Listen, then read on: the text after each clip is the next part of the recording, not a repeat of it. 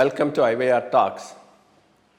In the last 1 week, there were two agitations in two different countries, both unrelated on different aspects. One was in Indonesia.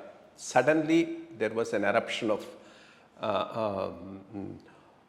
revolt against the government when one of these persons was struck down by the police, and it became a very, very violent revolt which the government was not able to contain. A similar incident happened in Nepal when the social media platforms were banned in Nepal. Younger generation revolted, and there's firing. About a dozen of people have been killed. But there's something common in both the countries. Problem is, all that people were waiting for is a cause and a spur for a revolt. And that spur was provided by banning of social media platforms in Nepal by an individual dying in Indonesia. Let's take Indonesia. Indonesia, right from the beginning, democracy has not taken proper roots there. We had a very great leader, Sukarno, who was there. American CIA has plotted against him, got him out and got one Sukarno. He ruled for almost all 30-40 years with all crony capitalism and corruption.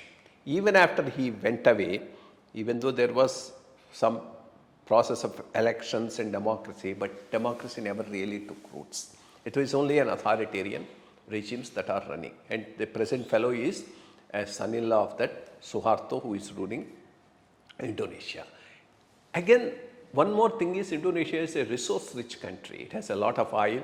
Of late, nickel, an important metal which is required with reference to batteries and this alternative sources of energy, is produced there.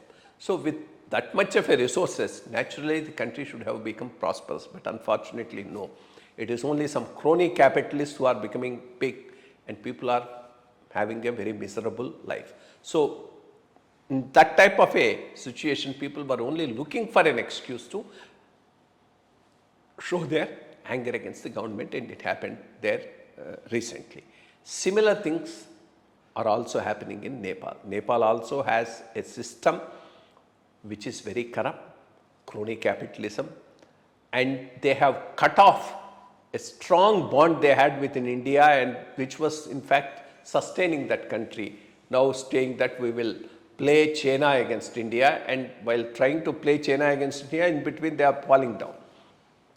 And people were looking for an excuse there also to revolt, because corruption is at a height. And that's happened with this social media platform banning.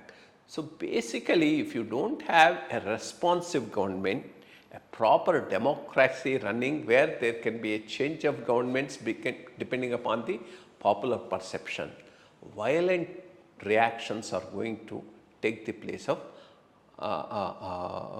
democratic change of government. That is happening both in Nepal and as well as Indonesia. At Saitam, both these countries realize authoritarian governments are no substitute for a properly elected, democratically functioning governments. Thank you.